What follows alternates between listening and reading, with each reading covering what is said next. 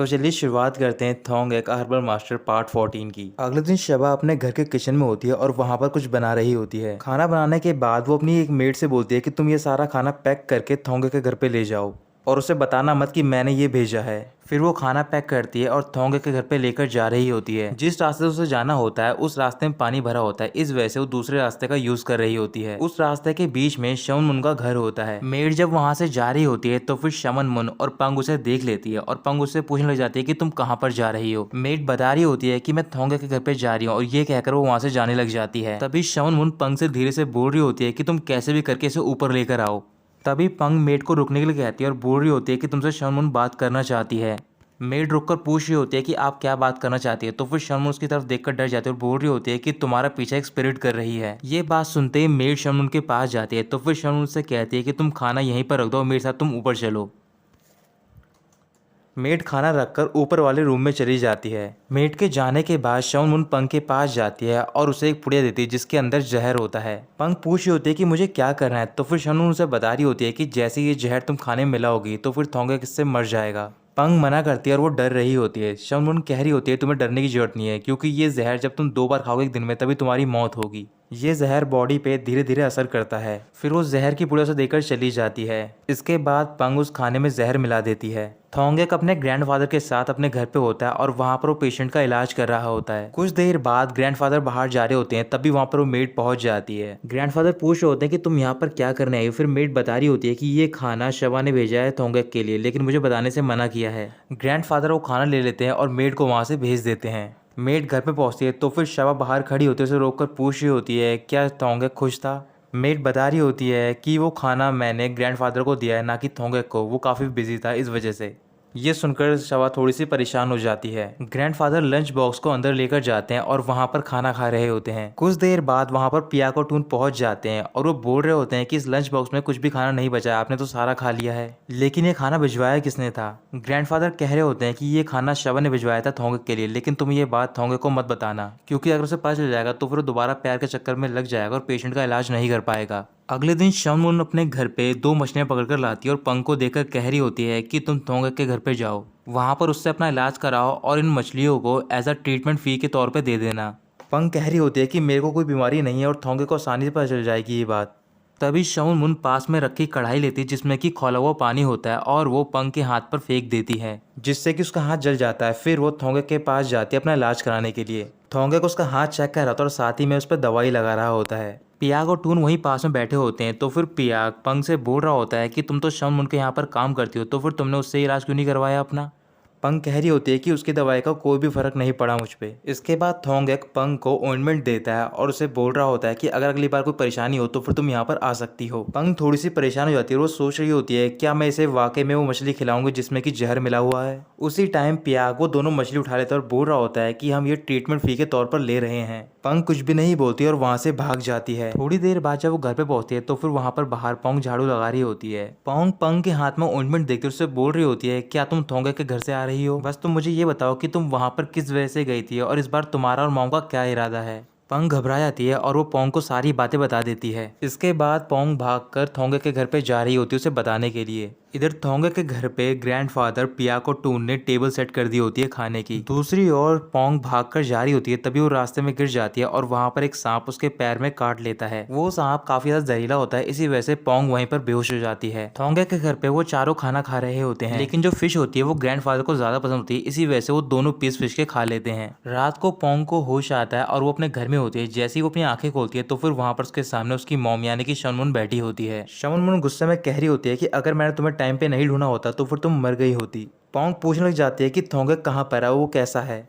शमन मुन बोल रही होती है कि तुम अपने बारे में चिंता करो, ना कि थोंगेक के बारे में। वैसे भी कुछ ही टाइम बाद तुम दोनों का जो अफेयर है वो खत्म हो जाएगा। अगली सुबह थोंगेक, पियाक और टून तीनों मिलकर मेडिसिन पैक कर रहे होते हैं। तभी थोंगेक पियाक से बोलता है कि तुम जाकर ग्रैंडफादर को उठा दो, लेकिन पियाक मना कर देता है। फिर थोंगेक खुद जा रहा होता है, तभी वो देखता है कि ग्रैंडफादर बाहर आते हैं और अचानक से वॉमिटिंग करना स्टार्ट कर देते हैं। थोंगेक ग्रैंडफादर के पास जाकर उन्हें पकड़ता है। फिर वो पियाक को कुछ मेडिसिन लाने के लिए बोलता है। पियाक जाके मेडिसिन बॉयल कर रहा होता है और बॉयल करने के बाद वो उसे रूम में लेकर जाता है जहाँ पर थोंगे और ग्रैंडफादर साथ में होते हैं। मेडिसिन पीने के बाद ग्रैंडफादर की वॉमिटिंग और भी ज्यादा बढ़ जाती है। दूसरी ओर पंग घर पे पहुंचती है और वहां पर शमून को बता रही होती है कि थोंगे का घर आज बंद है और वहां पर वो पेशेंट का इलाज नहीं कर रहे हैं। ये सुनकर शमून बहुत ज्यादा खुश होती है और बोल रही होती है कि आखिरकार मेरा एक दुश्मन मारा जाएगा। इधर शबा के घर पे जो मेड होती है वो भी आपस में बात कर रही होती है कि थोंगे के ग्रैंडफादर बहुत ज्यादा बीमार हैं। शबा उनकी बात सुन लेती है और वो ग्रैंडफादर से मिलने के लिए जा रही होती है, लेकिन तभी वहां पर उसके फादर और ग्ला पहुंच जाता है। शबा के फादर उसे जाने से मना कर देते हैं, इस वजह से वो चुपचाप अपने घर में चली जाती है। थोंगे ग्रैंडफादर की बॉडी चेक कर रहा होता है, फिर वो प्या को टून को बता रहा होता है कि ग्रैंडफादर ने पॉइजन खाया है, शायद कोई पेशेंट हमें फूड देकर गया है जिसकी वजह से पॉइजन की बॉडी के अंदर गया है। ये सुनकर प्या गुस्से में बोल रहा होता है कि एक तो हम पेशेंट्स का भला कर रहे हैं और वो हमारे नुकसान करना चाहते हैं हमें ये जहर देकर।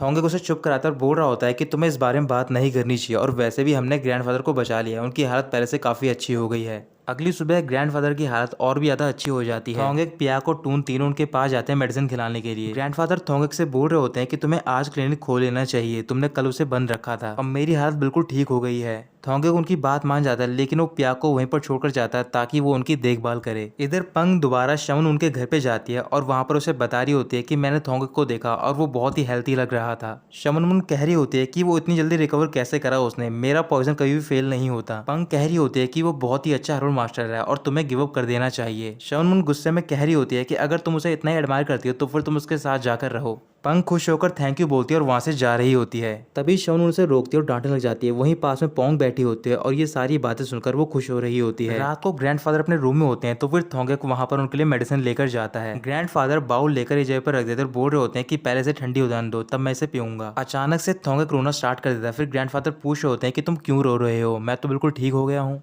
थोंगे कह रहा होता है कि कल जब आप मेरे सामने बेहोश हो गए थे तो फिर मैं बहुत ज्यादा डर गया था और मुझे डर था कि मैं आपके बिना कैसे जीऊंगा। ग्रैंडफादर थोंगे की ओर देखकर उससे बोल रहे होते हैं कि अब तुम बड़े हो गए हो, तुम्हें समझना होगा कि मरना और जीना लाइफ का एक नेचर है। इस लाइफ के कोर्स में हम कई सारे लोगों से मिलते हैं और कई सारे लोगों से जुदा हो जाते हैं और वैसे भी कभी ना कभी तो हम दोनों को अलग ही होना होगा। थोंगे बोल रहा होता है लेकिन मैं ऐसा नहीं चाहता हूँ। ग्रैंडफादर कह रहे होते हैं कि तुम्हारे चाहने या ना चाहने से कुछ भी नहीं हो सकता है क्योंकि तुम इसे रोक नहीं सकते हो, यही लाइफ की सच्चाई है। थोंगे पूछ रहा होता है कि आपको डर नहीं लगता है मौत से।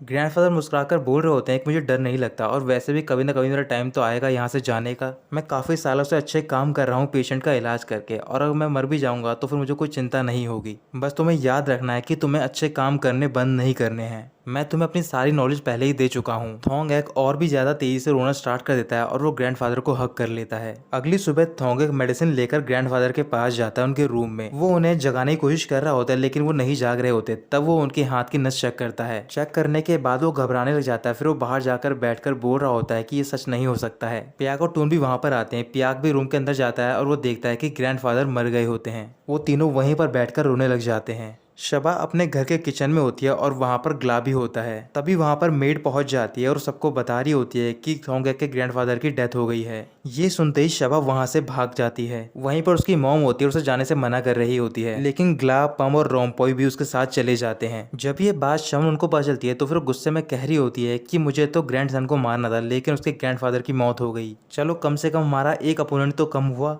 वहीं पर पोंग बैठी होती है और वो ये बात सुनकर पूछ रही होती है कि ऐसा कैसे हो सकता है। शमन उन बता रही होती है कि मैंने एक डेडली कर्स कास्ट किया था उस पर्सन पे जिसने कि उस पॉइजन को खाया था। थोंगे, प्याक और टून तीनों टेंपल में होते हैं और वहां पर ग्रैंडफादर के लिए प्रे कर रहे होते हैं। वहीं पास में मोंग बैठे होते हैं और वो तीनों से बोल रहे होते हैं कि तुम्हें उदास होने की कोई जरूरत नहीं है, तुम्हारे ग्रैंडफादर एक अच्छी जगह पे होंगे क्योंकि वो अब हेवन गए होंगे।